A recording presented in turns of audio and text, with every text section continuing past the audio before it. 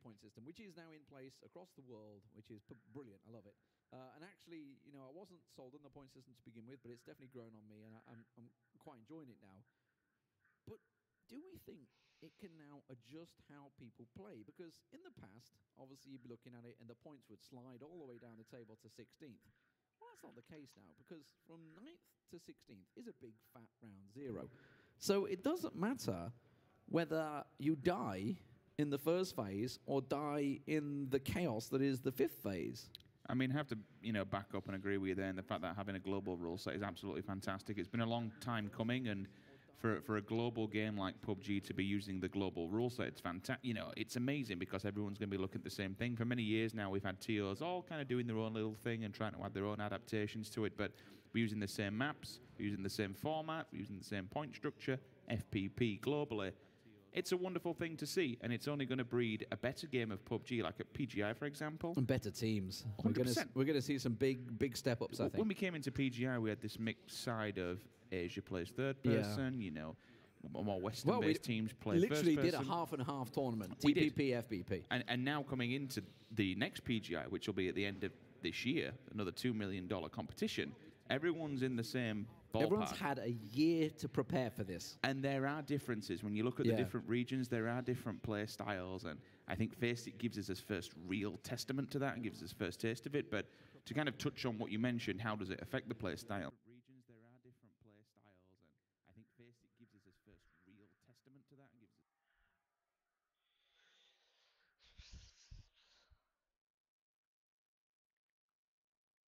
This absolutely benefits an aggressive play style. Yeah. Yes, there is that aspect of trying to stay alive because those bottom placements don't give you anything, but that's why it's so key and so vital to make sure you take these battles and you get the points.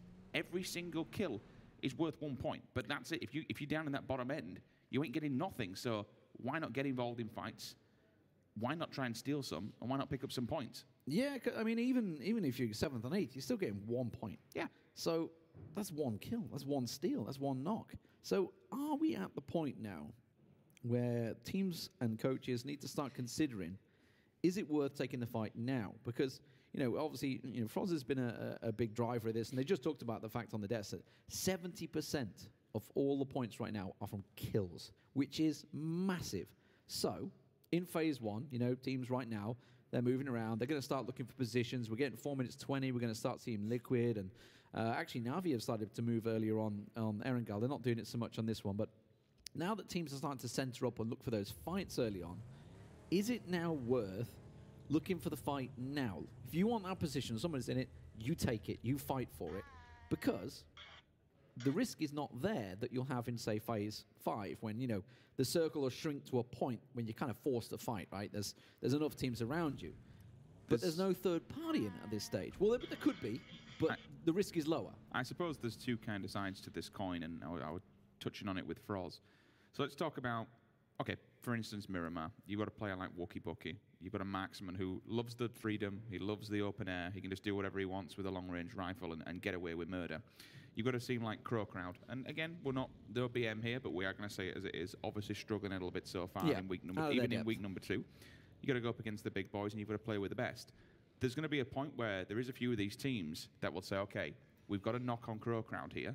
We can see that they've been struggling so far. We know we're having a good time in this league, so let's get aggressive. Let's try and play at them, and they won't expect it. And I think from someone like Crowcrowd has to go back and think, how do we get better? How do we play around it? What's the proactive play? And it's not just Crowcrowd. If you think back to 2018, you know, if you were in an engagement and you got a knock on FaZe, or FaZe got a knock on you, you knew you were in trouble. Yeah, there was that mental aspect.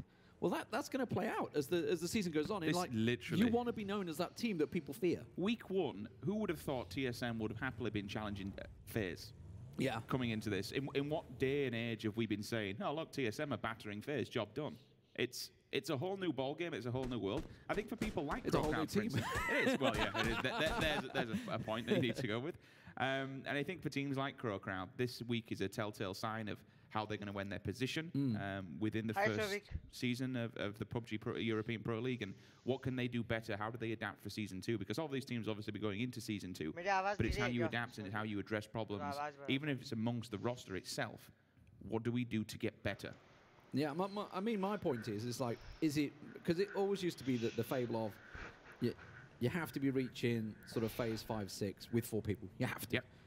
But now is it worth maybe having 3 आवाज बढ़ा and you've lost one in engagement, बढ़ा but दिया you've सब got 4 victory kills out of it? You heard So- that from Ibby, funnily enough, yesterday. I think it was either yesterday or the end of last week, and he's saying, I got over. In fact, it was yesterday on main stage. I got over aggressive. I overextended.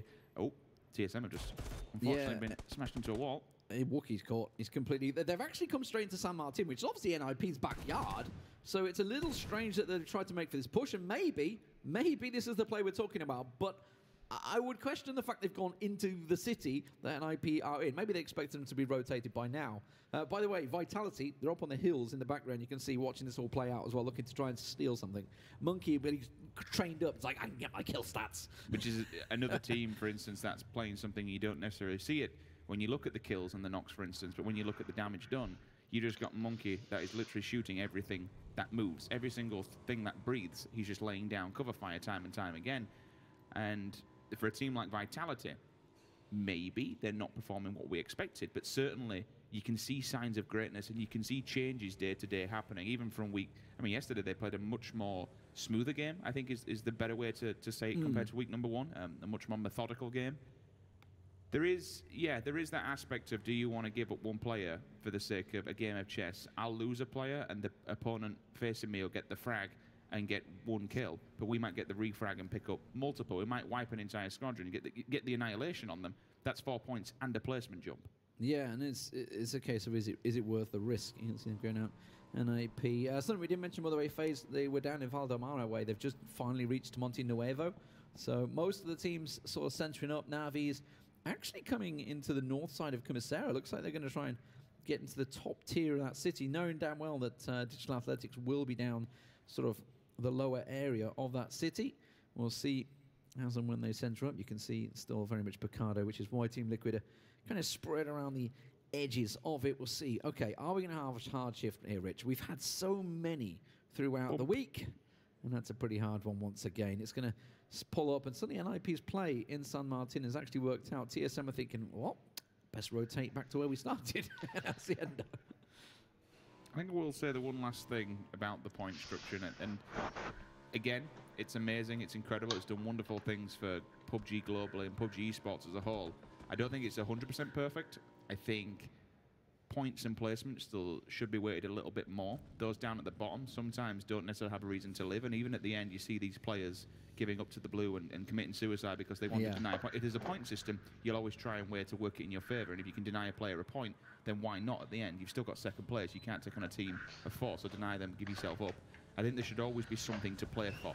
If you can get the, just in some way or another, whether that's ये क्या कर रहे हैं? different, a minor adjustment. गाड़ी चला रहे हैं, गाड़ी को तालमान कर रहे हैं. Big topic of discussion was the suicide penalty of losing a point if you give yourself up to the blue for no reason whatsoever.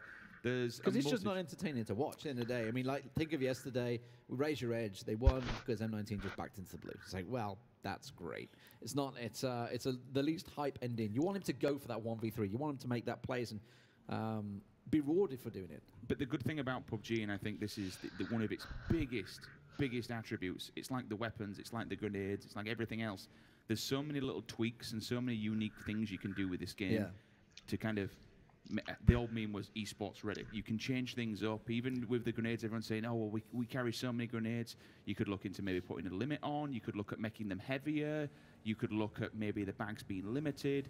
There are so many different viable options, and PUBG as a whole, from day one to where it is now, the updates have been absolutely incredible, and the game just keeps getting better and better and better, and so on and so forth. And I think another few more tweaks, like Season 2, if we see any tweaks, that is, like, there is so much you can do with this esport, and I am so excited for the future. I mean, if obviously you look at established games out there, everyone's like, Counter-Strike Go, probably the easiest viewing esports experience you can have out there.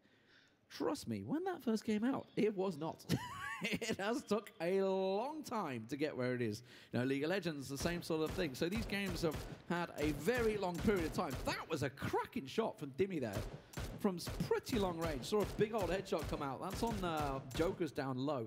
Jokers themselves have had some pretty big success on Miramar days, triple Miramar days. So they're going to be looking to try and do that. As Dmash that just got smashed. you would suspect that nobody takes this main road into San Martin for the simple fact that you're going to know a team's either set up in the apartment block on opposite side or these little 2 stories where they are.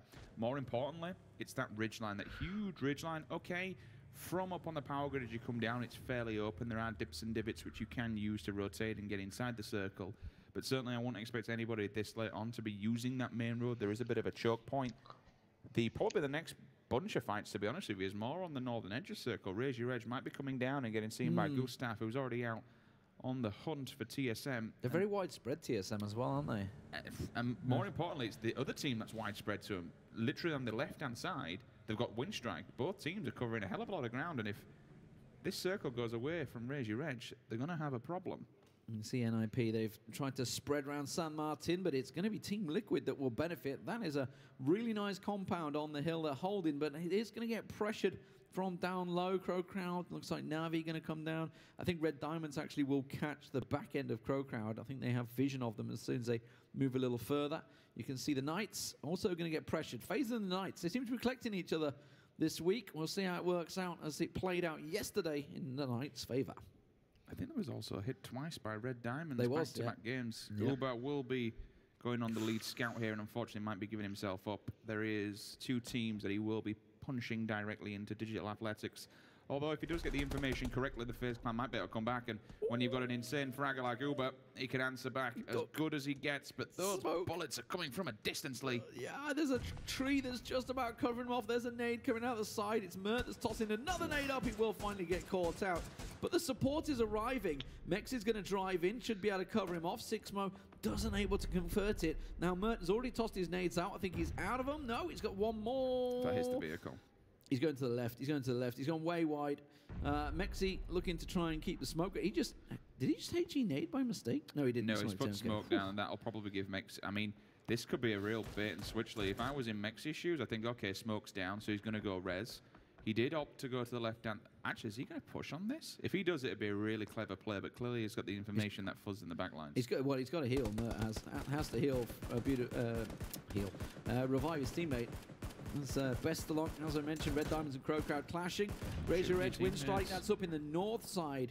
We're watching as Narc trying to catch one. Wanted is down. Looks like Dimmy's going to get caught. Mert has actually caught Fuzzface off, but Mexi will reply back over here. And Mert's going to get flushed out. Sixmo's trying to push up. He's going to confirm the kill onto Fuzzface and make sure they get that point. So 1-2 apiece, actually, because Uber will get a beautiful death down. Iro is going from behind, but it's been caught by Reels. So the Knights catch him off. He was meant to be the backstab on FaZe, and that leaves Digital Athletics in no man's land and, well, looking to be the first team out today. It's a bit of a feels bad ban for FaZe because they got shot from the blue yesterday. The Knights are pushing the hill. Happened again. A double drop's also just popped in on the Knights. If the Knights collect the FaZe clan, that's a lot of points in the bag and a decent position. Maybe, I mean, I'm actually intrigued. The Knights going to push on this? Probably have to kind of kick it around with them because I think they might advance on this one. If they smell blood in the water, they'll advance onto it. They have a decent line on them. Oh, 19 losing players as well. Looks like Raise Your Edge going to fall to Windstrike as well. But the Knights have engaged. If you can get that on your screens, they're pushing onto FaZe Clan right now. 2 of the big invited teams and teams that have been looking for points as well. Raise Your Edge. Yep, they're inside that building still, not going anywhere, boys. There we go. Reels onto 8C. He's going to push over the hillside. 8C in all sorts of trouble. The circle. Is he going to pull away from him? Yes, it will. 8C's going to get caught out, but Reels is going to get replied. Uber going off on one, but he's going to get dropped by Drayden. Mexi, the last man standing, he will fall. And FaZe Clan will fall in 16th place because Sixmo got in his car and got the hell out of there. Flashbacks from yesterday. Just a third party just interjects time and time again. Not the best of stats, alongside not the best of finish from yesterday from FaZe Clan.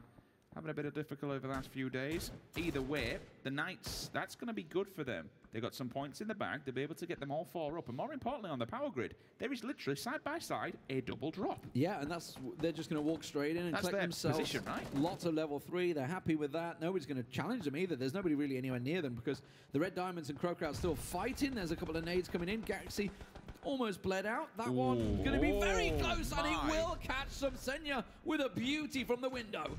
That's absolutely fantastic. He's going to go for a second, but his teammates are like, nope, run away from this one. does the damage. Miracle will probably be able to get in this and at least stay alive. MBS is now doing something to be annoying. He's burning away. He's copped him, Lee. He's burning. Yeah, he's bleeding out. Now MBS is looking to try and follow this one. MBS was absolutely on point with his nades last week and stepped in really nicely for NIP. But this battle in San Martin, the Jokers are going to want to take a piece of this. Senya just vaulted out the window. MBS saw him drop down, but unable to follow because Miracle was getting back on his feet. The Joker's yet to get a win on the board, but certainly not to be trifled with, especially on a map like this. They've been performing extremely well with some really incredible fragging power. Jazza finds Chris. Keep an eye on the kill feed. We'll see if that gets confirmed. Actually, yeah, it does, but so do the Jokers as well for the backlines. That's up top. Yeah, Ensa kind of, it's like a big trade going on at the moment. Ensa and G2 sort of trading back and forward. Team Liquid taking pot shots onto Crowd as they move in. TSM just trying to confirm the final king. You saw it in the picture-in-picture a moment ago on M19. Yeah, there's Wanderer. He's going to get found out. Gustav will finish him off on M19. Go down in 14th place. Crowd are sending it into the compound, but as you can see by the kill feed, Gemty is going to catch them on the move. Meanwhile, the Jokers looks like they've backed away from this fight with NIP and San Martin. If the Knights win this, I want Dave to ask them what's it like just walking back and finding 2 drops waiting for you, because they've collected all that gear now. Na'Vi on the approach there with a grenade. You saw 2 CIS teams going head-to-head. And depending on how this actually pans out, to be honest with you, we got a 3-way split on the right, and we got a 2-way on the. We got a full CIS cluster actually down the bottom here. Are going to advance onto both of these teams and mop up. Yeah, they're coming downhill. You can see them in the background there. Na'Vi and Red Diamonds, they're just going to smash each other back and forth. And the Knights, who've just got themselves that double crate, they've looted it. Here they come from behind. You can see they're just off to the left of your screen. You're seeing Pokemon and Rekran. If we spun to the left, you'd see the Knights coming straight towards them, or you would see G2. But here comes the Knights up and over their top. So Na'Vi, they came out on top with everybody alive, but will they survive as they get Kramer down? Kramer the first one. However, Voxic is quick to answer back. The refrags there. The nades. It's a great nade. Oh my word. Reels. Last man standing. He's bailing from this. Recrent has to get back down. I don't think Na'Vi are going to get anyone back on their feet. Just going to leave these 2. Will they push for Sadovnik? The border is right here, so Sadovnik should be able to get it. I think Batulin has gone to the blue, though. But the Knights... Everything. That was something that really should not have happened. They were so well geared for that fight, and it has gone horribly wrong. Reel's the last man, tossing an aid, hoping that he can find something on Recrent. Not even going to reach the ridgeline. That is an absolute travesty. Is this the Na'Vi that we've been hoping for? You know, for a long time, they've been... It was a good answer struggling. To be able to turn on a pinhead and instantly get yourself back into full swing. They didn't lose a single player in that engagement going up against the Knights. That's amazing because they were 4-man stack, pretty well geared. Level 3 gear as well, 2 crates, so well tanked up to take that. This hillside battle could play out. Vitality, of course, you can see with G2 in the background and Ensa with 4 men standing, moving around. TSM have actually dropped down. You can see they've gone down to the warehouse now. This is where NIP were standing. They're just off to the right-hand side. So it might mean that NIP start to get sandwiched a little bit here between the Jokers. And Razor Edge still just got that one alive. But here comes Na'Vi. Now they've got to push in towards Team Liquid, who themselves had an absolute stormer yesterday. Oh dear, Magister, that's not going to go well for you. And it will be... Oh, Gemty found Dream for you at the same time. Oh dear. So not good for Crowd. Easy for Squeaky. Nice clean up. James will hold the front line there with a minute. I'm just about to say, you got to be careful. He stood still for quite some time. Gemty finds Alf place in the back. Kurokana down in 12th position. More importantly, by seeing Pokemon coming down the hill, they'll at least be able to grab that info. Yeah, Real spotted off to the left-hand side as well. And their attention was drawn, and they just forgot about James on the hill for a second there. He spins around. He sees Reals, but realizes in a slightly exposed position. Marcus needs to keep his head down. He's the last man standing for his roster. Let's see if he can at least get them into the top 10. Look at Windstrike. They're positioning for it as well. Nade God. Go on. Yeah, Windstrike, you've got to be careful there. Look at Windstrike in the distance. Oh, James finds it. You knew it. As they're taking these shots, Windstrike are getting drawn towards it and thinking, can we take a couple of pot shots on the edge here? But they are getting engaged by the Jokers down low, so can't push too far. That nade. He's just out of range. Just more to their left. I was just waiting for it to creep on the right-hand side of the screen. Yeah, just to roll in. The interesting one about this is this circle particular, is that the middle ground is basically no man's ground, which Usually we see a lot of teams just bombing into mid to take a position. Well, in the middle of this, you've got a pretty horrible hill, to be honest with you, innit? And a big old spike coming up out the ground. So everyone's going to more than likely play edge and stay on the edge as long as humanly possible until this circle forces these engagements. The entirety of that eastern bank is flooded with about 3 different teams. Oof. Very, very messy circle. Well, the circle's updated. Liquid were kind of committing resources to get Na'Vi there. They didn't successfully knock them down, though. Oh. That's a nice crate. Wow. Where's that? That's, 15 times? G2 could possibly get that, you know. Brexco near that one, as well as Udia's just down to the north of it. So it's possible that G2 could maybe make a move for that, but it could be exposing them. Back late. It beats a corner out. This is a battle for position. They tried to reposition here. Ents are going to come right in behind Team Liquid. They're not going to be expecting this. Here they come over the hill in the distance. Noki steals that one, and all of a sudden Ents interject themselves into this fight. 1-2, thank you. Ibi and Samti fall back to back. Mikas cleans up. Miraku, you can see in the kill feed. That's a nade onto Gustav. TSM lose another body. James, I think, might be the last man standing here for Team Liquid as they are getting... Ooh, no. Up on high. Hello. That's not the last man standing. That's another man up on the hillside. Comes out of nowhere and supports James. Good take down there to at least buy them some time, but strengthening numbers, all 4 will be standing. Ents are got to be careful here. If they get knocked a couple of times, Brexco's kind of sneaking in behind them. What just happened off the screen there? Did Jemty just wipe out Ents? I don't think he's wiped them out. I think he's at least taken 2 down. Rustaman Tripoli still standing. Meanwhile, TSM are getting naded to oblivion. Vitality are pressuring NIP. All the moves coming out of San Martin. It looks like Vitality going to be one of the teams coming out on top. James trying to push back up. He's back on his feet as he moves towards the rest of Ents. It's a one-on-one. It's James versus Rustamar. Excuse me, it's not, because he's managed to get his teammates up. No, Jemty's down now, yeah. It's literally now 1 versus 3, oh my word. There we go, yeah, he's done. Okay, so Ents will take Liquid down, would you believe it? They look like to be in a brilliant position, and it's actually bought Na'Vi the freedom. They still have 3 back on their feet, and they've got the entirety of the southern circle right now in the distance there. Back in the hillside, G2 trying to come back to life here, and Brexco's doing some wonder. They have 0 kills, but they may well collect a couple here as Brexco's just down 2. Na'Vi have now, unfortunately, run head into the Finns, just lingering on the edge there. Squeaky gets a knock onto them. That'll be the second knock now, so they have to be very wary of the bleed out time to Dovmix overextended. You can see TSM trying to fight for survival on the edge of the circles. It does force them in, and they have to run the gauntlet between 2 individual teams, both of which are staring head on. Shadow's down, he's actually out. I'll definitely get the confirmation on that one. Brexico still taking on. The Jokers could clean up here. Yeah, the Jokers could clean up here. They're picking off TSM in the background at the moment. There goes Vitality. NIP have gone down as well. And they're still in this...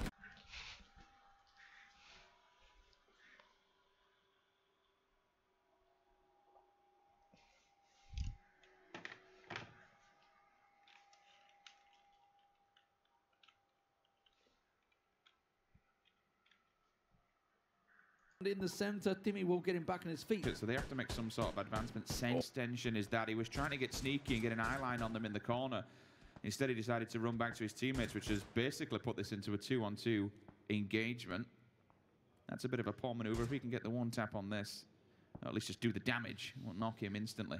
Thing is, though, for TSM, what do you do? Once you've finished off with Jokers, you've got to go head-to-head with 3 players looking down you on the side of Ents, but they might actually get held back by Na'Vi. Na'Vi have got some range. Windstrike have gone into a 2-2 split, which is dangerous, but also really good, because if they win their engagements, they'll have full control of the circle. Yeah, I feel Na'Vi could just play and sit quietly while Windstrike and Ents do damage to one another across the field of battle. TSM and Jokers, they're both playing on the far edge of the circle, and they have to move. They're going to be the ones that will fall next. I feel TSM on this move here. Gustav, you can see in the distance, going for it. Windstrike and Ents continuing this smoke battle back and forward as Gustav tries to get up close and personal. Gets himself 1, but he's going to get replied on. Tab gets him down. Kemba around the side, sorry, as Rory will try and push up the hill. Kemba should be able to catch him in the back in a second. And there we go. It's just going to be down to nothing. We survived. How? Blue's here, though. He can't heal. He's got to keep moving lane. The blue will literally confirm it. How did he just survive that? Okay, there we go. Rory goes down, and Tab, well, Kemba's probably going to follow as well, as Ents try and pick up as many kills as they can. Windstrike also taking the shots, and then the Jokers will get in 4th place. But now look at Windstrike. They really have a commanding spot. 2 in the center, 2 out wide, with the DMRs working well.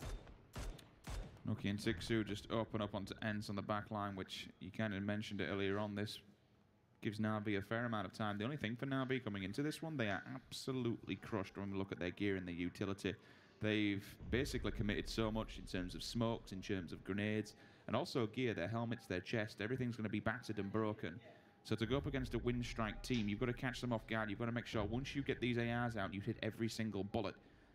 You let Windstrike get anywhere near you, you're in trouble. But this is another good top 3 position for Na'Vi. They're starting to slowly become more consistent this week, and they needed to be. They were a long way down. Recruit's been found out. Nuki will catch him. That's going to be a finish for Demi in the end. He's going to collect it, and this could be a decent kill game for Windstrike. Looking like they'll take it. Truthfully found out. Ents will go down in 3rd place. The top team currently continues their form as they get another Sadovnik down, and Windstrike just finishing the job here. Pokemon decides to try and take a couple of shots, but it's all going to be finished as Demi finds him, and Windstrike get their 2nd win of the league so far, and the Finns really never in doubt. They dominated that final circle. They've had a couple of opportunities to get a few more chicken dinners here this week. Unfortunately, their position, playing it safe, playing it a little bit more passive than what we normally see, has kind of cost them those final engagements, but certainly in that scenario, it was a very easy game. They pushed 2 in the middle and kept 2 on the backside. They had the range, they had the guns, they had the armor. And more importantly, they had the manpower. They dominated their side of the circle.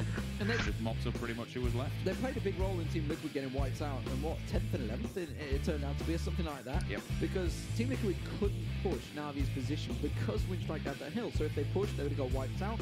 Forced them to back away, pushed them into Ensa, and actually, you know, it brought Na'Vi a top 3 position from 11th to 3rd. That's all that positioning was just Windstrike holding that hillside, a pivotal position. The rest of it, of course, you know, it was a mess in San Martin. I think that's the kind of general story of that final game because of the circle and how it was. You never really going to have a team that's going to dive bomb into the middle because there's absolutely no reason to. And there's no man's land. There is no man's land. There's no cover. There's no compound. There's literally nothing. And if you're in a vehicle, because of how many teams are still up, you're instantly going to get just exploded into oblivion. And that's what Team Liquid did. They tried to make the move with the vehicle. I think Ibi was the first man to go there, and obviously Ensa just swept around the corner at the same time. It was, you know, timing everything, of course. Jempty's flank was good, but it wasn't quite there. It was I mean, that grenade, I think he took at least 2 got two, down. definitely got 2 definitely down. got 2, so it was a 2-on-2 at one point, but individually, their player abilities to aim and frag is disgusting. And I'd be interested to see how the kills worked out for that. Obviously, there was a lot of teams, especially in San Martin, there was a lot of kills, a lot of back and forth, Vitality getting involved, NIP, TSM, Jokers, all these guys were fragging out like crazy back and forth.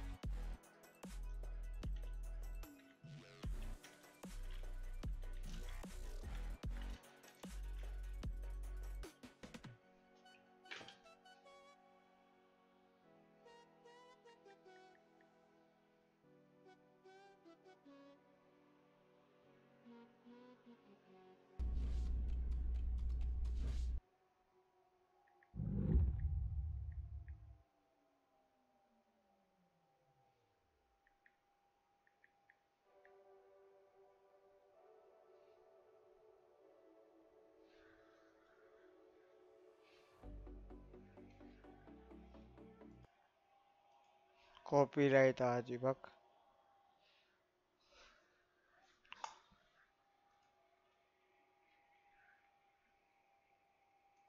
One of each. All right. So, you know, congrats on the chicken dinner here. Day number 2, week number 2. This is Jorski. 11 kills, I believe. Great game. Any shout out to your fans out there? Torilla tavataan. There you go. Easy. Let's see what the desk has to say about game number 1 of today.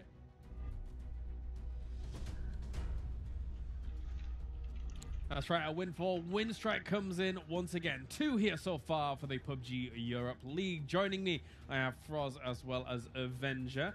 We started off with a circle, pretty central when it comes to Miramar, and then we ended up pretty central when it comes to Miramar. It didn't really shift a whole lot. Even though we actually saw some pretty hard shift circles, we eventually ended up around the kind of just north of Picado area, and Windstrike were able to capitalize on it.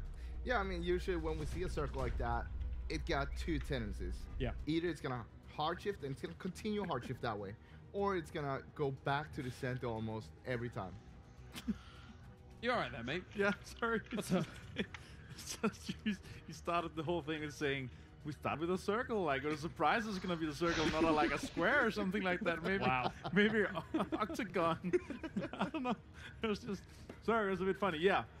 Windstrike strikes with the wind. Very happy to see how the whole thing started. The beautiful thing about these kind of opening circles that are very central is that everybody kind of manages to get easily into the circle. Yes, yes. The next beautiful thing is when the circle starts hard shifting away from everybody and how they adopt to this, because everybody will be closer to the center of the circle than usually if we see like a southwestern circle.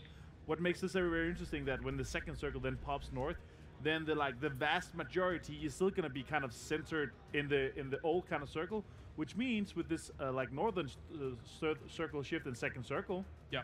means that the vast majority is going to be on the southern side.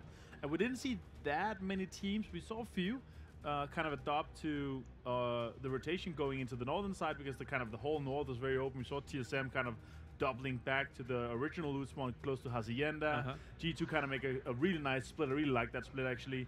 One was the close side of the mountain, and one was close to Hacienda. They ended up kind of losing a few members there because they had to cross the road late game. But what was really interesting to me is how Windstrike, they managed to come in on a really, really important spot in the middle phases of the game and keep that very aggressively. And how they did that was they put two guys closer towards the middle, and then they had two guys in the back that managed to stay there for a very long time, kind of maintain control of high ground. And the guys in the front, they gave kind of information. We heard a lot. I heard a lot of Mita. I heard a lot of all the other Finnish words that I know. Mita is what? So yeah, Mita is not. So the communication in Finnish, it's really flowing. You really hear how they spit out information because they were that aware of where everybody was. I'm quite sure that they were aware where 95% of the other players was because they had so much center control and so much control of the high ground. You didn't hear any Menepoish though, did you? Do you know what that is? No. Shut up. Beyond all of that though, one team that actually I felt was in a really good position when it came to Smart TV. game circles was actually Team Liquid. You and I, Frost, were discussing how much of the circle they actually did control, and it was a lot. But they still only got 10th place there, so kind of unfortunate for them in some of those later circles. Yeah, I mean, they did a good rotation from Picado, not too far up the hill there. Yeah. And got more of a trek, small trek up the hill. Let's look at this first. We can come back thanks, to that. Roz. I shall. Windstrike takes themselves first place here with 21 points. The 11 kills coming in for them is big, big times. And then we have Navi and Ent. Hello, idhar hi ho kya Smart TV? Being able to take second and third. Still a lot of points being accrued here by our top teams for kills alone. Look, even all the way down to 6 points with Pittsburgh Knights. Everyone above that had 6 or 7 points up towards the top. And Windstrike and Navi are the two outliers here to be able to take themselves their big chunk of points at the very end of things with Windstrike with those 11, as we were previously mentioning. Frost, talk to me about what we were just talking about. We're talking about Liquid and how they were holding up there. Yeah. Towards the east side of the power plant, they had a good a 1-1-2 split with one guy in the center, Jempty, holding down that junkyard, and you had Ibi in a little bit to south there, holding the west part, and then you had two guys a little bit southeast of Ibi, holding down the whole ridge. Now, what was so great with that was because they were controlling so much of the map there. You had Jempty holding the whole north side, more or less, 180 degrees. Yes. Ibi holding the west side by himself, probably about 120 degrees. And then you had Samty and James that was holding the most dangerous angle. And they knew this is where someone can push us without us knowing. And this is where they can catch us on a surprise and just wipe us out if we're not careful. Therefore, they had two placeholders in there. Even though nothing happened this time, great play to see. And there is Nuki being able to take the lead, the charge here for Winstrike. But everyone on Winstrike actually was able to contribute massively as well. Demi was there too, the Finnish Heisenberg, as I like to call him, with his Finnish Heisenberg. Damn man. No, yeah, it was also very, very good to see that we had 3 out of the top 5 there was Finnish players. Yeah. And also when we came to the damage, we saw Jorski really popping off. He might have only gotten kind of 1 finish or 1 kill, but he actually had 400 something damage out, like, so the output. Yes. And I believe he was also because he was one of the guys kind of making all the calls, making sure he's kind of in the middle there, but putting out that amount of damage and still being able to kind of IGL and contribute to all the calls and everything is extremely important to do. So I feel like he really kind of ran the parade for them there. One thing I do want to bring up is, holy moly, Navi's doing really well on Miramar Yeah, in the yeah. past couple of games, aren't they? Seemingly very heavily stepped up from week 1. Really good results so far. Another 2nd place here. Are we going to see another Navi win before the day is over on Miramar? There's 2 more games. It could be, you know, it could occur here. I surely hope so. I mean, hopefully they're playing way better. As we could see yesterday's placements, coming in today, starting off with a 2nd place. But I still feel like in the end they were taking shots against Ernst on the east side when they should have been focusing on Winstrike just north of them. They had information. Right. Winstrike was shooting on other people. They knew that, okay, they are controlling the circle right now. We're on the bottom south edge.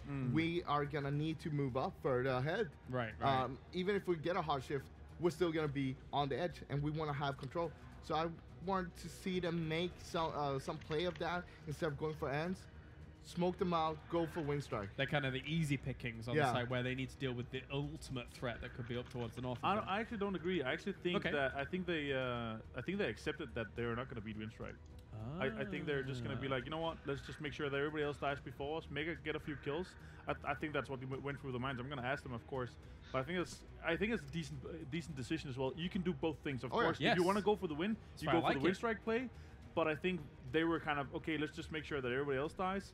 We get as much points out of it as possible, and then we try to fight in the end for it. I like both options, both entirely viable. Thank you very much, guys. It's time for a small break here for the PUBG Europe League. When we return, it's going to be our game number 27. Don't go anywhere.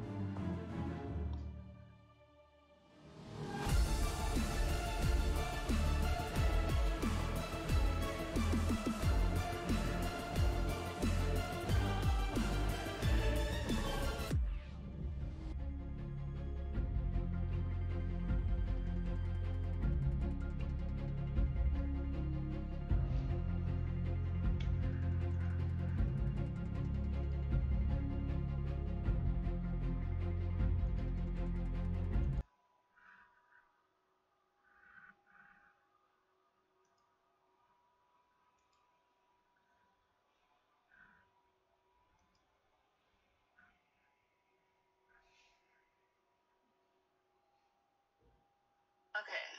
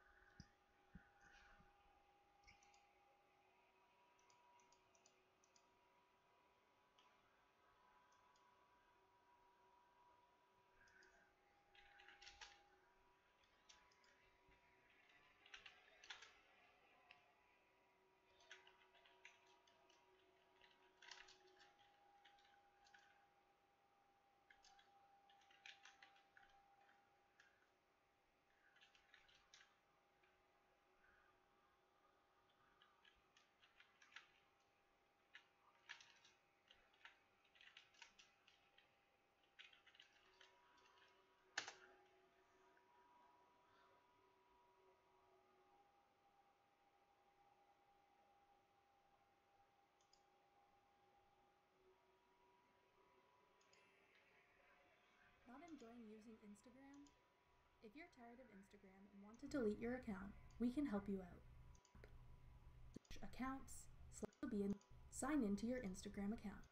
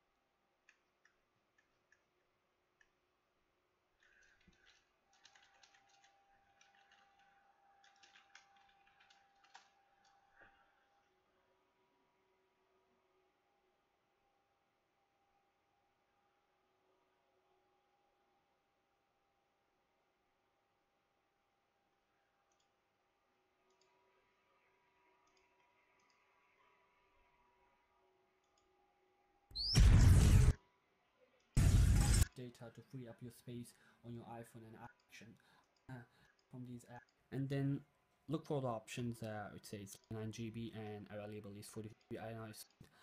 So guys, as you can see, there is like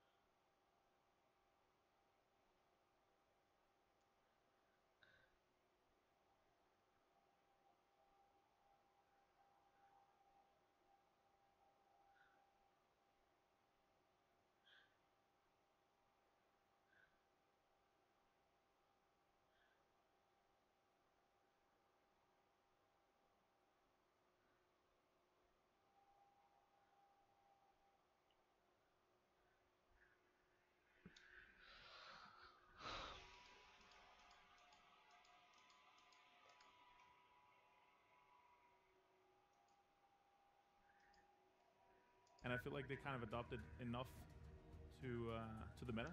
Yeah. And I feel like they're putting themselves in positions where they just need the last kind of push over the edge. Maybe a little bit of circle lock here in the end.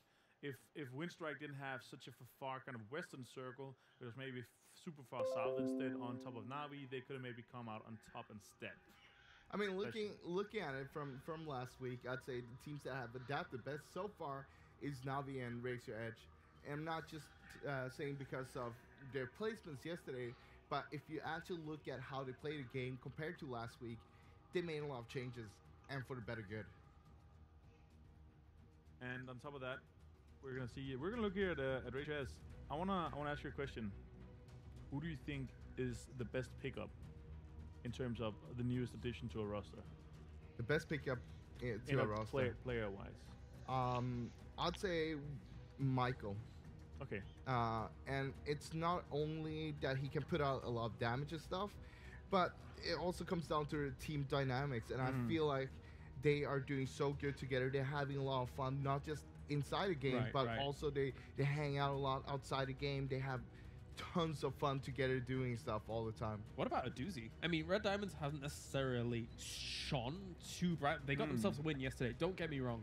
But a doozy feels like the guy that has really been able to push them that little bit extra further here so far. What are your thoughts? I think so. I think definitely Adusi is also one of them. I think we have multiple, and I actually talked to Miniman about it as well, that we've seen some really good pickups coming into this, considering that definitely. they've only been able to do one. We've seen Nasus plays on Vitality, so we've seen Michael at Ducey, we've seen Snark on Ratio Ads. So there's some really good pickups here in these teams, and I'm just curious, like it's kind of developed throughout the rest of the games as well, but they've been really outstanding. We talk about some of the consistency that we've seen from Na'Vi so far, but Ents still got third place in that previous game, and they will continue with 211 points They're up over towards the 200. top. They are over 200, yes. Hey, first team. It's a good point.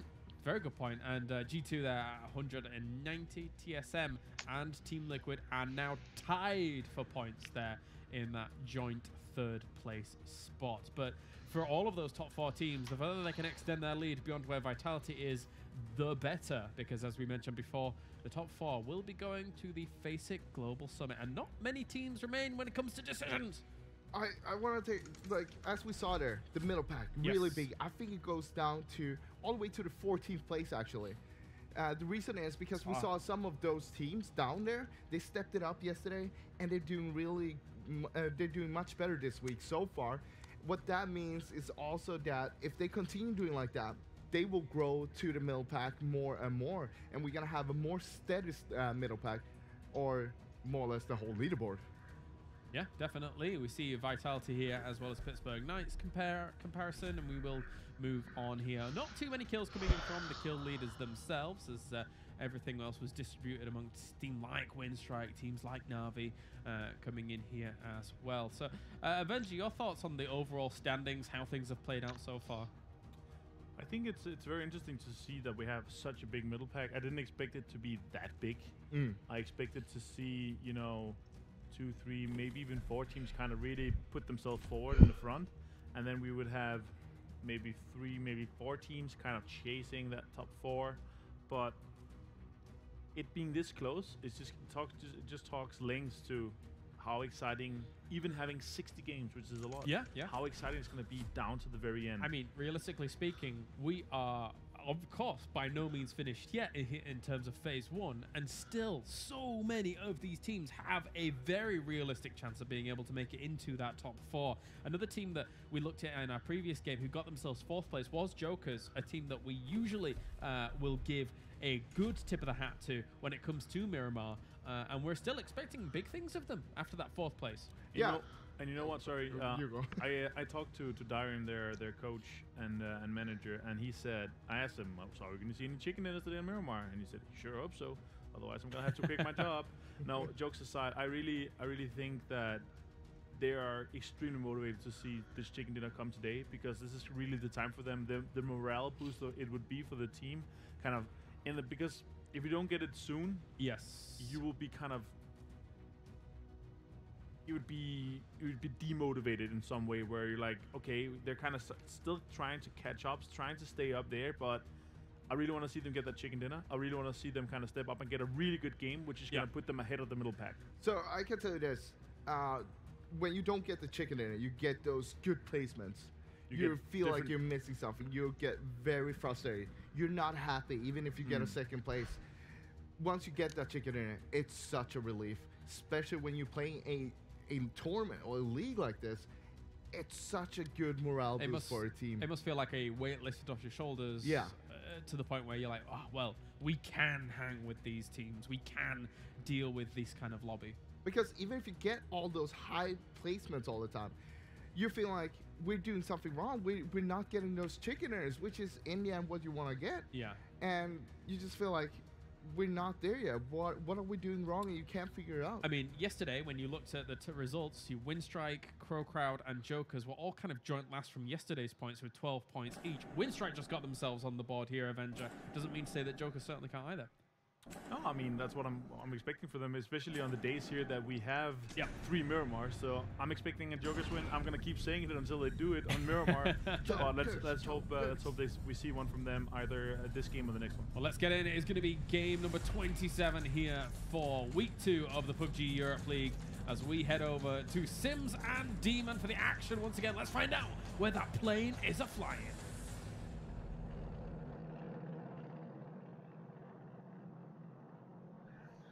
Yes, welcome back, ladies and gentlemen, to match 27. Still a very long way to go. Sims is with me all week long, and all phase long, actually, I should point out. But here we go. It's another decent playing path. No complaints, I don't think, from too many teams. We may see whether phase long decide to adjust it, whether they go Monte Nuevo. I think they probably will this time. And more importantly, whether they can adjust where the hell their points are going. Because while Navi are on the ascension, phase are slipping down that table. Time and time again, we see them going for the kind of the Monte Nuevo, the Adilla split, and the circle just is never, ever easy for them. I know it's obviously not a game about that, but certainly on this map, being able to rotate in, get central, take the fights when you need to, it really does help a tremendous amount. But currently with FaZe, what we're seeing is every time they decide to rotate, they have just been slammed by a wall of players just protecting the edge of that circle. And honestly, every time they approach it, they're already kind of tanked up before they're even allowed to take the next fight. I mean, and the biggest problem with FaZe, and it's the same with standard Miramar issues, has been for a long time, is they're a team that like to take fights. But the problem is, third party is a massive part of it when you're on Miramar. So they, for example, they took a fight with Digital Athletics. Yeah, they were happy. They were taking a fight. Bam. Third party in the back, instantly downed. Oh dear, oh dear, oh dear. We're going to see a punching finish. Enoch down. BM. I mean, I hate to say it, but he's got about a 50-minute wait right now before he gets back in game again. So definitely feels bad. Rotations will begin to happen as we get the circle. And she does shine down and actually might get a little bit of respite here for FaZe. However, they will be the last arriving to that circle because been the furthest away, unfortunately, due to the playing path. However, they might be favoured by it. It all depends, though. By the time they get the boots on the ground and get fully geared up, you're going to have teams like Liquid, maybe even TSM, the early... sorry, not TSM, Vitality. Your early rotators that are going to be already trying to hunker down a decent position within this circle. It's fairly good. You know, you have this huge main road that runs all the way from down the south and pretty much goes all the way up to the north. So Monte Nuevo being in the middle of there, not necessarily in the middle of there, but generally in the middle of the, it's hard to, given this circle, it's kind of hard to switch where it's going to go. And I'm trying to envision what are going to be the main points of entry for people who might have a problem should it decide to go up north. You'd expect maybe FaZe that might try and loot up where they're at, if you could. I mean, there's plenty of gear to do it. I'm struggling to envision where this one would go and how it would suit those down in the south, or if there's any reason really to play the south right now. Yeah, well, I mean, FaZe are kind of still in this position. I think they're trying to go to Valdemar or whatever, you know, their usual route. That was Rostanmar landing his vehicle onto his first victim. So far.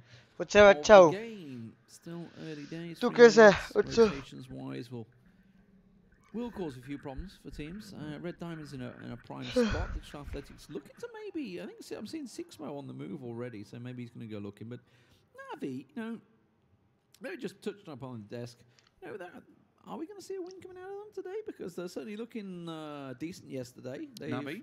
They've gone up the table. I think they're only about 6 points behind FaZe now. You know, we've been talking about how bad Navi have been, but you know, मेरा आवाज तो कम नहीं हो गया वापस. If they were to have a good day, you know, I'm talking a 50-point day, which is a good day, which is like the strong day, strong performance. They're suddenly going to be, you know, sniffing around that top 5 again. It's crazy. And this is the thing with PUBG is that it's not. I say it's not hard. It's easy for us to sit here and say it's not hard, but it isn't that hard to be able to jump up. It's probably the better way of doing it. You get a couple of good games about, plenty of kills in the bag, even average placements. You know, you get 10 kills, hit double digits, it's 10 points done.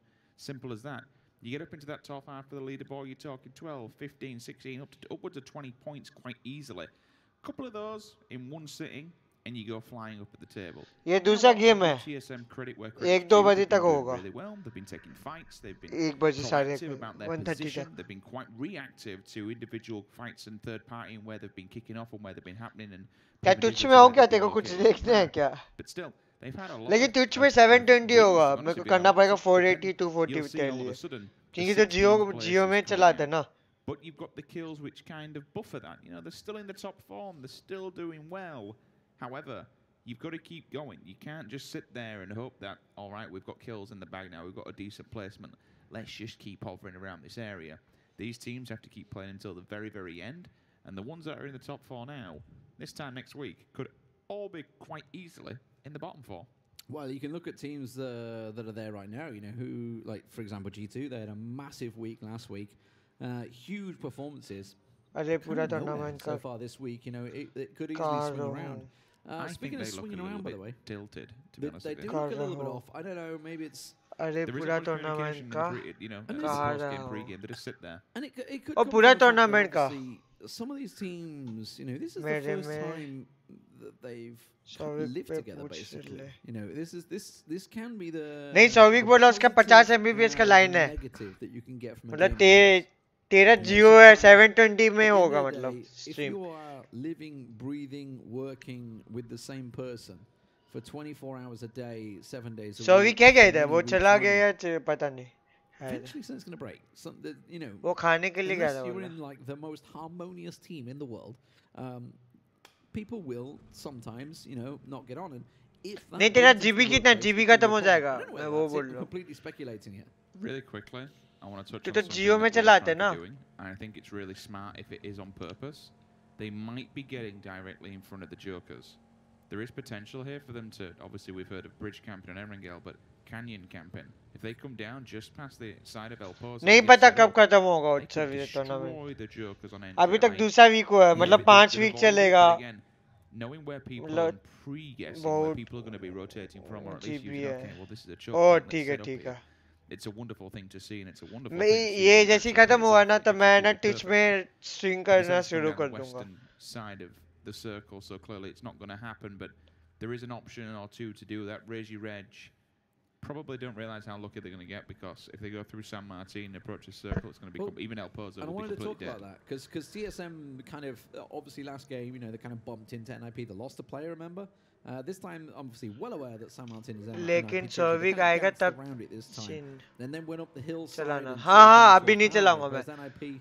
Souvik बोला उसका चलता है. रुक मैं आया ठीक है सौविक से. Moved into the northern side of Picado. Well, actually, in the entirety of Picado, there seems to be a team that's comfortable in cities, it seems, because obviously they were happy to sit in San Martin, which a lot of teams shy away from. G2 also gone up onto the hills in and around TSM, and as you mentioned, Raise Your Edge, they've been bought this open playing field, really, for them to choose their rotation passes. There's not really a concern for them as they move in, because Windstrike and Jokers have took a really deep southwest swing. Haven't they? I got a feel they're expecting the circle to pull away from Picado. I'm wondering to kind of expand on the NIP thing if they're more comfortable in these situations. Oh, trade him. Just taking out Michael. It's a headshot with a K9. The Knights are really good snipers. I have noticed this. The marksmen. They might finish him off. They're still shooting at this. The range that they're allowed to pick faces is absolutely disgusting. You always see them floating around with the sniper. One of the teams that kind of. That's a distant shot. Lives for it. Look at that. But to touch a bit more on the NIP situation, you have to remember when we're playing off Erangel, they're playing with 2 far points when you look towards South, you know, South George and Lipovka. They like to call Lipovka now East George Bowl. Well, they are on opposite ends of the map, right? Rather than being central. When you look at San Martin, you're more central. There's not a huge rotation.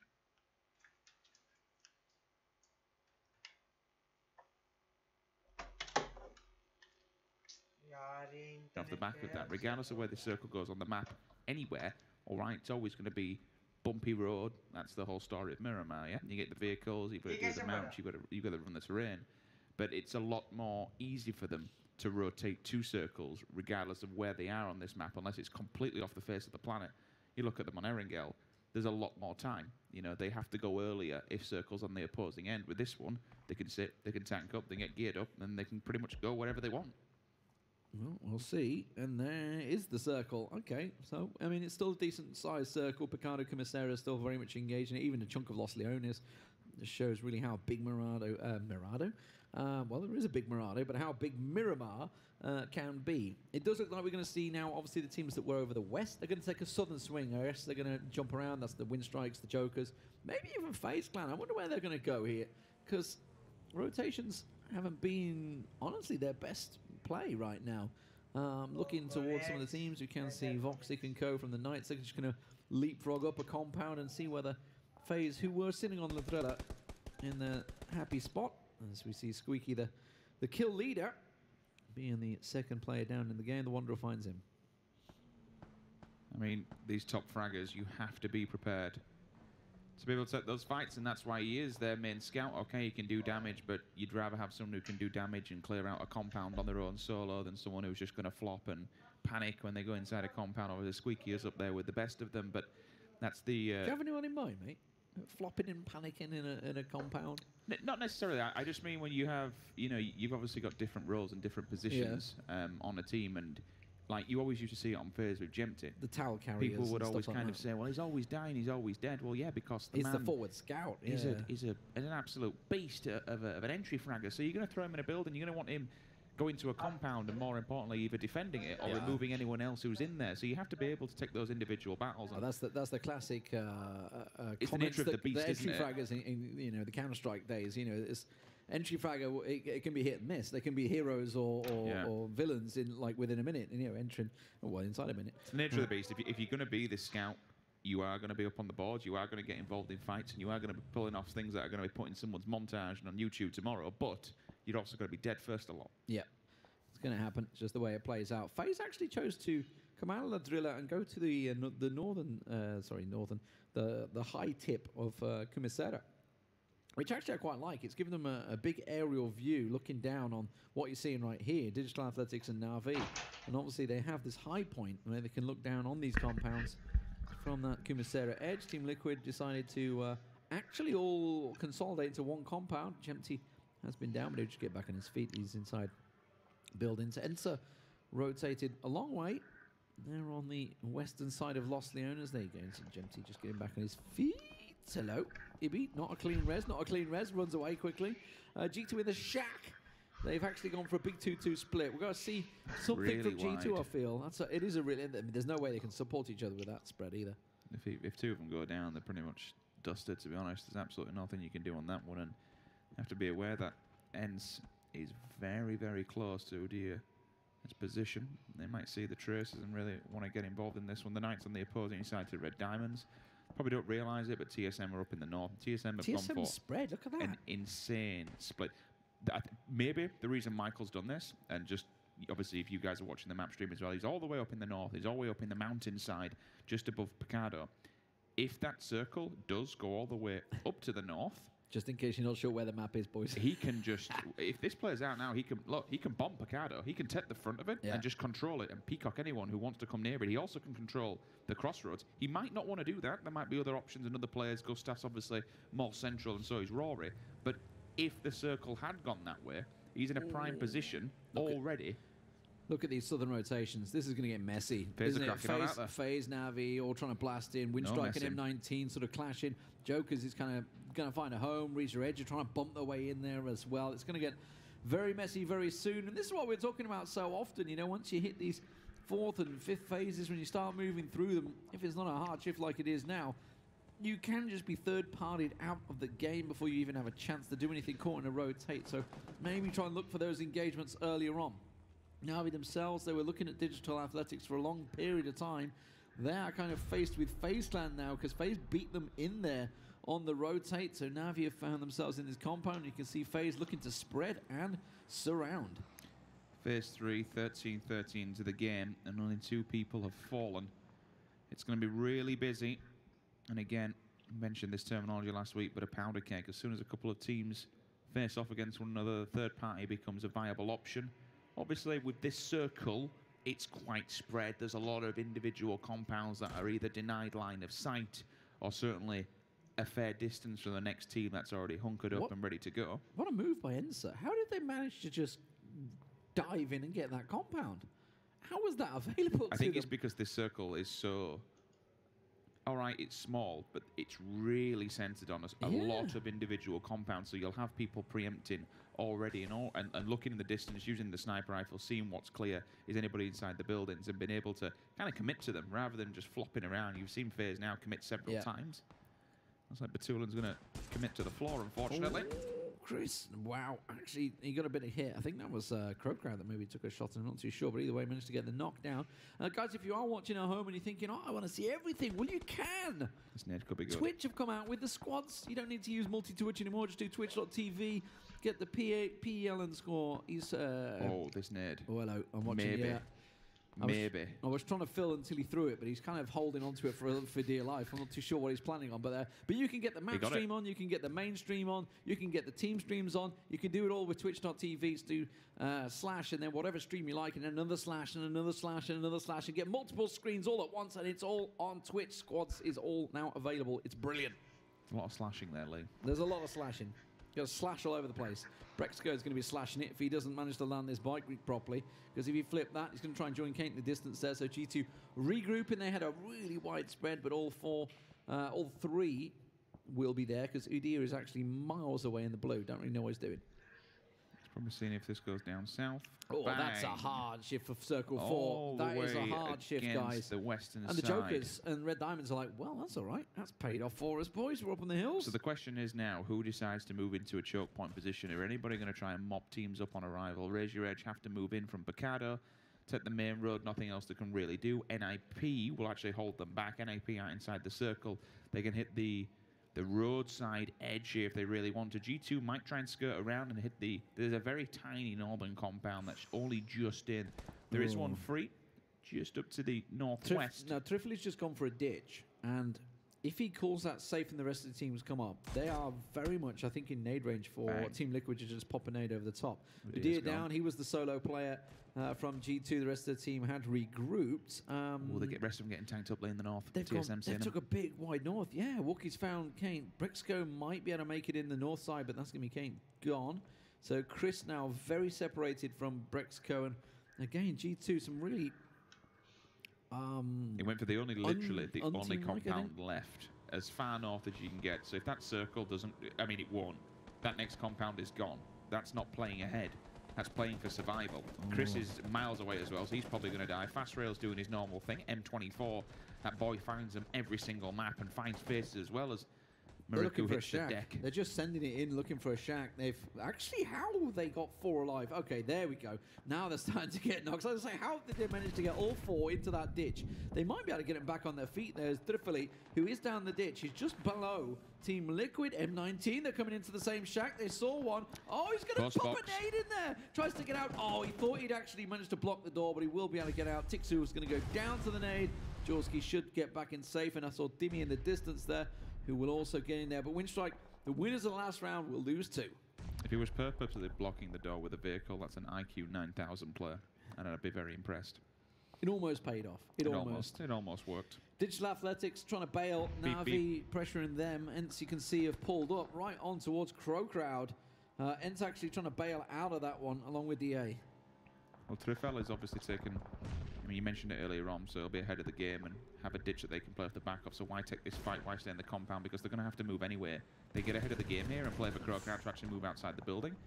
We saw earlier on Raise Your Edge moving from Picado and past it. Unfortunately, NIP, for them, they re-rotated. They went back on themselves and came in. And now they have to face up against 2 teams. Raise Your Edge on one side, TSM on the other.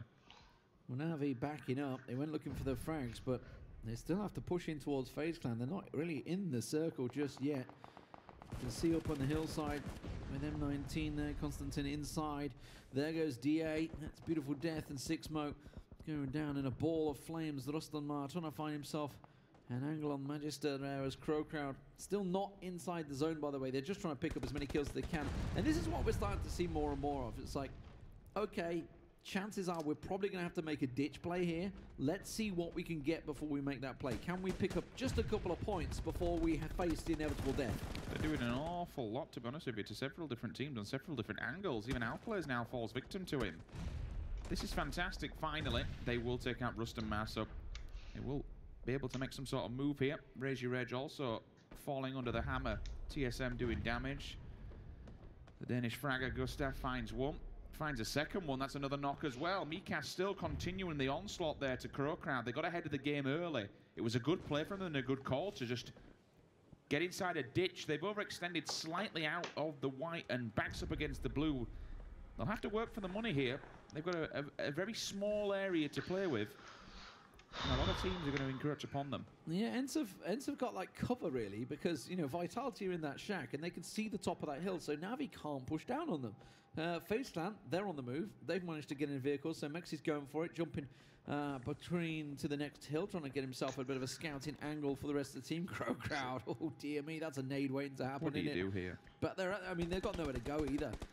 FaZe have managed to find Navi. Navi trying to push into that compound. They really didn't have another choice. They either went over the brow of the hill, Navi, into Vitality and Team Liquid, or they come back around and try and push onto FaZe Clan, and they chose to take the fight. Looks like it hasn't really worked out for them. Recrent, the last man standing for them. Raise Your Edge, they kind of blasted for it and actually paid off for them. They've got in there. There's a double nade. Dimash and tap down. Digital Athletics falls victim once again to Ents, who are just sitting here in this little pit, waiting for people to come and wash their way. They've got the side of the road, and more importantly, they can move just up on that ridge that's directly behind them. It gives them cover, but it also gives them a line of sight. That's the third nade now in a row. 2 for 1 came in earlier on. Kemba's all tanked up. Red Diamond should easily advance on this one. Well, he's got a Grozer in his hand, which means he has some level 3 gear. FaZe went across towards the hillside. They've kind of been spotted. Bestlock manages to come back around there. FaZe forced to back away because they're taking fire from Team Liquid as well. So they thought they'd found themselves a pretty safe spot. But you can see the tracer fire blasting past them as Red Diamonds and Jokers continue their trade on this hillside. All of these really playing edge side. FaZe, they're going for it. Fuzzface is on a bike. He's on a bike. He's going center. He's got a friend on his back as well, so there's 2 of them on the back of that thing. But where really do they go? Oh, okay, they've taken the ditch. They've just gone ditch. They've just absolutely ditched it. The vehicles. That's a good play from them. There's nowhere else to go, and they found something and made it work. Well, Set's going to fall here. That's going to be the Crowd going down. 14th place for them as soon as Set gets out of the blue and tries to make his way in. So FaZe Clan, they've got that little ditch spot. They're going to see whether they can get some kills now. You can see they want to get involved on this Red Diamond Jokers fight, and they have! Dimash gets down by Uber, and now Senya picked off by Team Liquid. Gone. Third party, fourth party, everybody getting involved, and the Jokers are the team that will fall in 14th. The team that's playing well, but still no win on the board here. Looks like they're not going to get one this time round. Mexi's confirmed as well. Team captain of FaZe hits the deck and gets instantly flushed. Liquid letting go of that. Absolutely not. Ends directly behind them. Recrent just up on the hillside as well. Circle moves away, and only 2 teams are sitting pretty inside of it. I think of Winstrike's ditch effort they did to get that position. They had to send it. They lost 2 just to get that shack, and now they're the only ones in there. But what's coming their way? Ents, well, they tried. Bye-bye. Mikaz and Trifoli got picked off in a ball of flames as they go down, and everybody else is really going to be scrambling to get in the circle. It was best of a bad situation, to be honest, to leave Rustamar back and cause a multitude of problems for Crowd. Pretty much tanked them up, and all of a sudden they walked out into the waiting arms of the 2 players left in the ditch. So to pick up plenty of points is good. Recrent still hitting Team Liquid in the back. NIP, though, RIP, VAD and MBS just like that. Gustav and Michael, they open up. That was to the north side in the distance there. Looks like Gemty wanted to get involved. You can see he's pushing up on the hillside here with nades. He wants to get FaZe down. He's looking to try and confirm some kills as they Bestlock could breach early. Remember, he's wearing level 3 gear and also has the Grocer. So if he wants to push the Knights, I mean, he's more than welcome to. Recrent found out. That's Navi down in 10th place. Red Diamonds get over the road, so they are safe inside. Team Liquid also going for that roadside position as Raise Your Edge fast rail dodging the grenades from TSM. But Drayden with the car finds him. We haven't really talked about the Knights much. They've been sitting pretty in that warehouse. They're finally coming outside their comfort zone and into the back of the Red Diamonds. Something we've seen a few times in the past where they're all nice and quiet, and then all of a sudden they wait to strike. And the amount of times we've seen them striking at distance, and I mentioned it earlier on, you know, we see them with a sniper rifle in their hands doing some serious damage even at range. It looks like Liquid, unfortunately, their position has been fouled. The org working, and that's Bestlock who had the Grozer down. That was a close one. Look at the 1 hit as well. points. Yeah. That's lovely from his team to be able to do that and give him the cover that he needs. Ibit sends one back the way of Pin. He's down and dead and now looks towards FaZe. The response will be there. You've got to be aware. That's it. completely insted as Uber fighting one off on his other side. Sees the little head bobbing and weaving. There's a battle for the death. Dinks him If as he well. loses that, he's dead and done. Heights is down already, so Uber is the last man standing, with Team Liquid trying to get as much third party in as they can there on their former foes. I think it was Windstrike. I didn't catch in the kill feed who got the, you'd assume got the nade off onto Liquid up and over, so they definitely have their position read. It's just how you approach it. You can't go over the hill because if you do, you get shot in the back. Pop it through the window. Yeah, into the window. Boom. Bye-bye. Good night. Red Diamonds face down fall as well. 9th place for them, 8th place for the Diamonds. And the Knights with 4 alive will just back away. Brexco still sitting in that warehouse and waiting. I'm glad you touched on it. I wonder if Drayden knows. He's watching. Does he know? Has he heard footsteps? The remnants of G2 just lingering. Liquid are pushing down the See, road. Kramer isn't looking, so I'm going to say that Liquid they are don't going know. for it. Liquid are going for the back of Knights. They're going down the road. I mean, they know they can't move to Vitality, right? They go over the hill. They got Windstrike literally waiting there to spring a trap. You get any line of sight from the Knights, they got the end of the building. They'll just smash you at range, but they could strike and strike hard directly into the back. Vitality are going for it as well. They have a really nice ridgeline and they catch Jeems off. Jazza there with the headshot from range with a Mini 14 as the Knights move in. They want to pick up some of those kills as well. Liquid are in trouble. With Vitality, who is throwing everything into the wind here for Liquid. All 4 up. All of a sudden, they lose 50% of their team. Just like that, big nade comes over. That's the initial knock, but it is a man disadvantage here. Samty and Ibit left in a 2 versus 4. Yeah, Gemty, the last man standing, he's going to try and Oh, they lost send another it. one, Yeah, sorry. they lost them all. Yeah, the Vitality catching him in the back. He's trying to blast it into the middles, find a home. So Vitality with 4 alive. Nasa's Please is actually about to come over the brow and have a go at Jorski, taking a couple of those shots. The Knights still with 4 alive and TSM with 4 alive. This is a really interesting finishing position. There goes Gemty. Nade will confirm his position in 7th.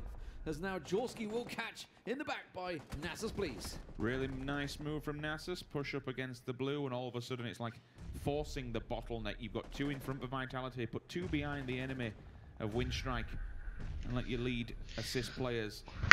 What a really interesting Start to position we take have on for what we're in phase 6 here, the circle. It's a bowl, and there's 1, 2, 3 teams with 4 alive, all on the edge of that bowl that are about to be forced into one another. It's going to be mayhem. There is a couple of solo players still sticking out there. There goes one fast rail for 6th place for them. Brexco, of course, outside the back, and then Windstrike just sat in the middle of this bowl, hoping that nobody peeks over. I think TSM probably in the best position now for the simple fact that Windstrike are going to hold back Vitality if they overextend a little bit too far. The problem is with the Knights, you can never count them out. They do some weird and wonderful plays, and more importantly, they have range. They have those Kar 98s. They're incredible marksmen. One quick peek and quick pick onto a member of TSM or Vitality, It goes to and they'll pressure it.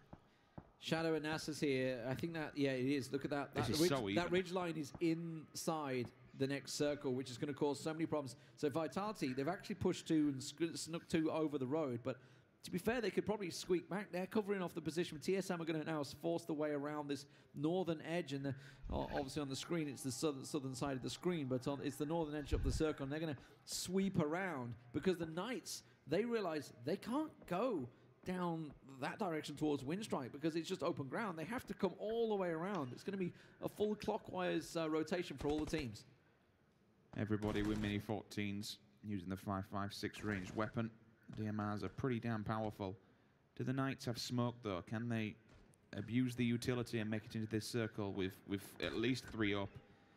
Kramer clearly going to have level 3 gear with the Mark 14. Stacked up and tanked up, ready to rock and roll. Here comes the pressure though. TSM, initial knock comes through. Monkey hits the deck.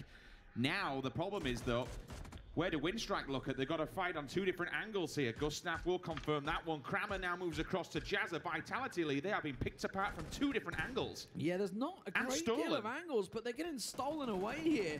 And TSM are putting the pressure down. Shadow, honestly, they're looking across towards Pittsburgh Knights. Then why? Why? TSM is your problem right now. They're looking to push over the road on you, and just like that, they're going to catch them. TSM could sweep up here. They've got knocks on the Knights. They've got knocks on Vitality. Gustav's already coming over the road, and they're just forcing it down. Nasus is the last man standing for Vitality. What happened? Nades are going up and over.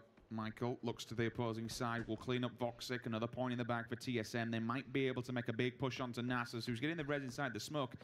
And regardless of what he does here, they'll be coming out so long as they've got their head on a swivel, and we do know that TSM are good at covering their backside. Oh, it's going to be 4. It's going to be a straight push. And he nades. Nasus, does he have a nade in his pocket? Doesn't look like it. That's the only thing that can stop them. Dimmy getting caught out there. Jorski spotted as well. TSM deal with Windstrike, and now it's Vitality they have to deal with. They're trying to pop the smokes down, but there's a 4-man spread looking on the 2 Frenchmen. There's nothing they can do here. It would take an absolute miracle to be able to make you way out of this one. They're just getting forced into this by the blue, slowly but surely. The smokes could work for Shadow here. They can actually take it in a 2-on-2, but he's getting caught on the side. Walking with the off angle along with Gustav. And Gustav was laying the damage down. They're just going to push over the top. Nasus will get 1, but it will be taken apart. And it's TSM on Miramar once again for the 5th win by far. 2 wins ahead of anyone else now. Sadly, that is the story for TSM. It is a win or bust for them, but when they win, they get a lot of frags. Good play at the end, control that northern edge, and then just pick your poison, which fight you want to take. Wait until the engagements kick off first. We saw the initial knock comes through from Windstrike, who were playing a bit of a spoiler to both individual sides, and yes, you could say Vitality, they had the upper hand for the fact that they had the ditch. But they stayed there. They weren't proactive. They didn't move up. They didn't try and tackle what was ahead of them, which was Windstrike just being a nuisance and throwing themselves in that. TSM just says, well, you know what? We'll get involved in these fights and we'll make a move. Yeah, I just think Vitality misread the situation. You know, they were looking across the ridgeline and like, okay, we've got a team over there that we need to deal with. But they didn't deal with the immediate threat. There was a 4-man team pushing them. Clearly, the information just didn't come across. There was a lot of smokes down, which was obviously causing the problems. But the second those smokes cleared, boom, TSM strike. And more importantly, TSM dealt with Vitality and the Knights at the same time, and then Windstrike as well. They were happy just swiveling around any position. They absolutely pinpoint there. There's no cracking them as well to that mindset. Like a lot of teams, sometimes they'll get to that point and then panic and everything will just fall apart. We've seen it in this competition where really bad decisions just go horribly wrong. पता नहीं वो reply नहीं किया सभी का अभी तक बोला खाना खाने के लिए covering the backside. You saw 3 of them push up and then all of a sudden Wookie just sat back. You just watched that ridge line. As soon as Narsus poked up, 2 players, bang, span on a pinhead. We know where they are now. There's no stabbing in the back. We've got all bases covered. GG. And to deal with, obviously, to get into that position as well, they dealt with NIP previously. We didn't see a great deal of it. We kills there as well, right? Yeah, I think they got about 12 or 13 kills towards the end there. So another 20-plus point game for them. Again, just actually going to shoot them right at the table. I wonder if it's going to put them back on the top. Ents went out fairly early. Of course, FaZe Clan, not on the good game for them. They did get a couple of kills this time around. You can see they were trying to be proactive in the fights. But again, once you hit that sort of phase, sort of 5 and 6 position is generally when their backs against the wall because they're playing edge, and at the moment it seems to be center's the way to go, it looks like. But let's hear from the boys. Now, they've had 4 interviews already. Let's see whose turn it is for number 5. ये साला copyright वाले गाने बजाते हैं हमेशा पता नहीं क्यों. 5 chicken dinners, the most chicken dinners here so far at PEL. 14 kills that game. You guys are shooting up the scoreboards. First of all, you got to be feeling really good. Yeah, we've fixed some of our early game mistakes and we're starting to get a lot more consistent now. So yeah, it's good to get our daily win in as well. Daily win, maybe even another win coming here shortly. We'll find out. Now, last week, you know, this is your 4th interview, so you got a lot of content. You mentioned that you guys have been studying other teams. What teams in particular have you studied here today? Mainly on the first few weeks, it was just the people loot next to us, like FaZe, G2, but throughout the tournament, it's kind of like a really weird tournament to play, and everyone's changed it up, and there's not been too many mind games, so right now we're just focused on ourselves and our mistakes. Focusing on those mistakes. So, this game, Miramar, you guys played a compound, which you guys have, you know, played in before, so pretty comfortable. You want to kind of break down how important that compound was for the team? Yeah, so we played the North Hills, and we could scout everything that was free, and we saw those people there before. And when they were splitting, and then they just drove center. But we know when we play that compound that we can always move on foot. There's so many good ridges, like everywhere from there. So we're like really confident in playing that compound. We pretty much knew we could just fight our way through and just win the game from there. Yeah, 14 kills. I mean, you guys were, you know, mopping everybody up. And last week you also mentioned how important confidence is. Team, I mean, you guys feeling confident still? Yeah, I think in the qualifiers and Minsk, we weren't too confident as a team fighting-wise, and then we really worked on that in the off season for this league. So yeah, it's really working out for us. Yeah, the qualifiers, you guys just barely made it as well. So I mean, it's a completely different team. Some might say, why is that? We just tried to work on team fighting as much as possible, and just I guess really believing in ourselves that we can win any fight, and it's working out. Hey, it's working out well. 5 chicken dinners so far. The most chicken dinners here at PEL. I'm sure the chat is just spamming TSM right now. Give a shout out there, man. You got so many fans. Yeah, thanks to everyone supporting us on Twitter, Discord, and just everywhere. It really means a lot to us. All right, let's see if they get another chicken dinner here on day number 2, week number 2. Let's see what the desk has to say about that game. That's right, TSM gets themselves the big win here, and when they win, they go big here with Froz and Avenger to get things going. Moving parcels left, right, center. Where are the parcels going, Avenger? Nobody knows. It's very cool to see. So, gentlemen, overall, though, huge win once again here with that amount of kills coming in, and it kind of sticks to the same mantra that we see from TSM. Either it's a massive one, or it's kind of meh. No, I would say them keeping this up is gonna push them ahead. I don't mind them having 1 in 3 really bad games, or maybe even half of their games are really bad. If they just pull off half of the other games, it's gonna be a decent game, or a really big win like this. This is obviously 24 points. This is literally like half of, or close to half of, what you get in a day if you have a good day. Yep. And really happy to see them kind of step up, but they played this extremely well. The kind of the clinical approach to the circles and the kind of the map awareness really was what won them this game. Yeah, you saw in the end there how they moved in from the northeast side. They took control from the kind of north side and then moved on to the east. And they knew that, okay, we got this. We don't need to do too much. All the other teams, they need to fight each other. We're going to take the advantage and try to move in. Vitality tried to make a move, but they got shut down straight away there when they did. And in the end, they got chased back by TSM, back to the other side of the road to hide there. And TSM just took control over that. They knew that, okay, Vitality, they can't really peek us. They don't have any innate stuff, because if they had, they would already have thrown those at us. So instead, they went with trying to take control over the whole north side of the circle, being just on the south side by the road there. Well, let's take a look at some of the highlights here from game 2 of the day, game number 27, of course, with TSM being victorious. Towards the end of those circles, it was kind of, briefly mentioned here at the commentary desk as well, kind of like trench warfare. Everyone was kind of behind a little bit of a dip, and eventually when that circle shifted, for Vitality originally, they didn't really have to move, but everyone kind of brought the fight to them and really caused them some problems. I think that Vitality could have actually won that game if they could take a little bit more control. They had the hardship going down towards them, right, which was needed for them to win that game. But the thing was, as soon as they peaked up, they got shot by so many teams. What you want to do in that situation is put a smoke or two up on the road there, covering your west side, focus on the east side, or vice versa. पता नहीं jeans वाले team ने क्यों push किया है, कोई मतलब ही नहीं निकलता था पुश करके, etc. But also they were fully aware of TSM being above them there, north of them, and TSM was not in the next circle. TSM, they pushed with 3 guys very aggressively, put a lot of pressure onto, first of all, the rock, but also the guys peeking there, and also the guys peeking on the other side of the road. And I'm not sure if I would say that kind of Vitality played a kind of maybe a bit too passive with only having 2 guys there. Maybe they should have the full focus, because if they won that fight, they would have been in the TSM situation, and they would have won the game from that position, which TSM took over aggressively. They ended up drawing a lot of fire from people, even there towards the end. Wookie going for the spray through the smoke and actually being able to catch some damage there.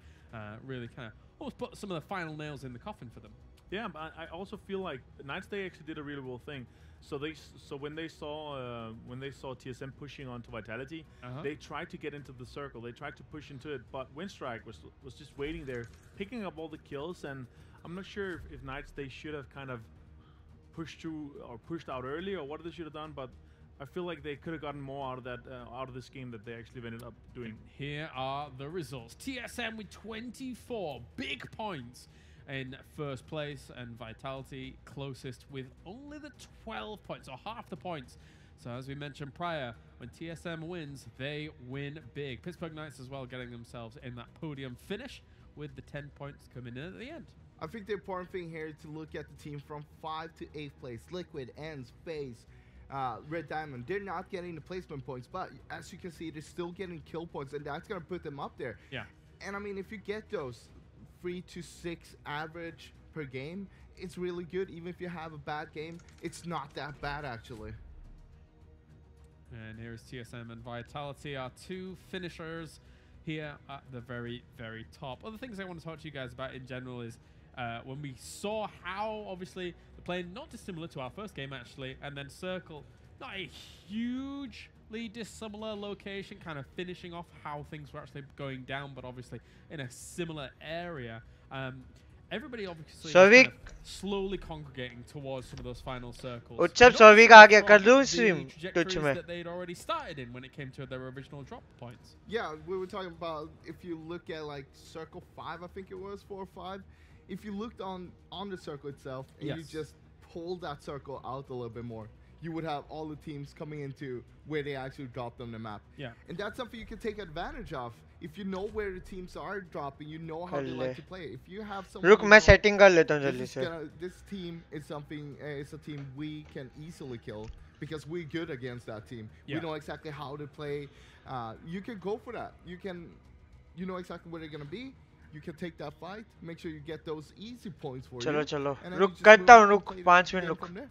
G2 is a team that didn't But have the जल्दी से easiest start time कर in देता हूँ. terms of rotations there in this previous game, and likewise I think for the whole day so far it's not been entirely easy for them. 6th place in the previous game. I say that's difficult for them, but it's because they've set such a precedent in terms of the high placements that they've had so far. So not the easiest time getting in, not the amount of points racked up either. I feel like it's also because of kind of them leaving cars behind maybe a bit too early, splitting up a lot. Okay. I want to see them stick together as the unit they are. They're 4 guys. When they are 4 guys together, they're immensely strong.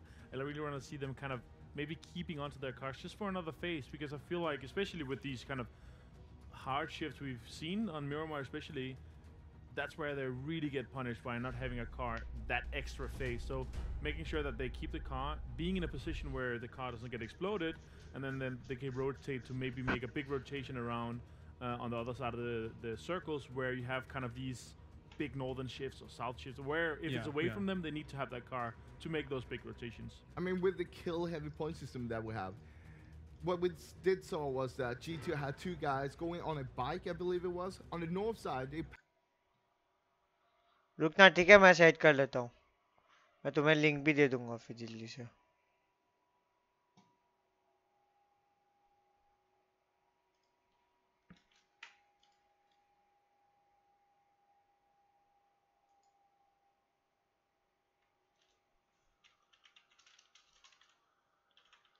चीलिंग करके कोई है क्या?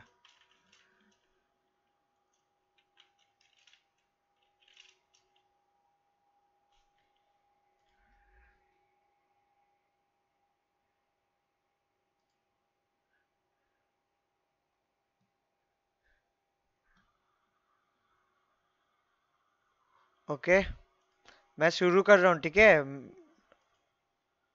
रुक से, अरे यार ये क्या है माता चोद.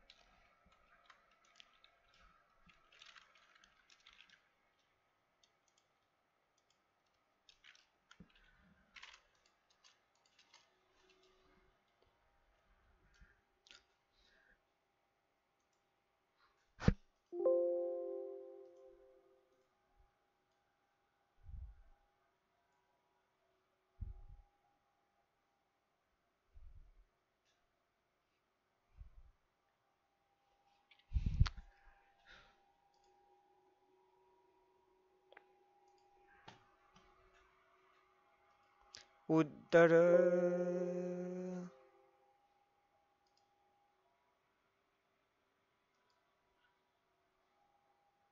मैं बंद कर रहा हूँ, ठीक है? क्या हो गया? तू उधर, तुम लोग आ जाना, तुम्हारे पास लिंक है ना, तुम लोग आ जाना उधर, ठीक है? मैं रेडी कर रहा हूँ उधर। आवाज आ रही है ना तुम्हें? तुम लोग उधर आ जाना।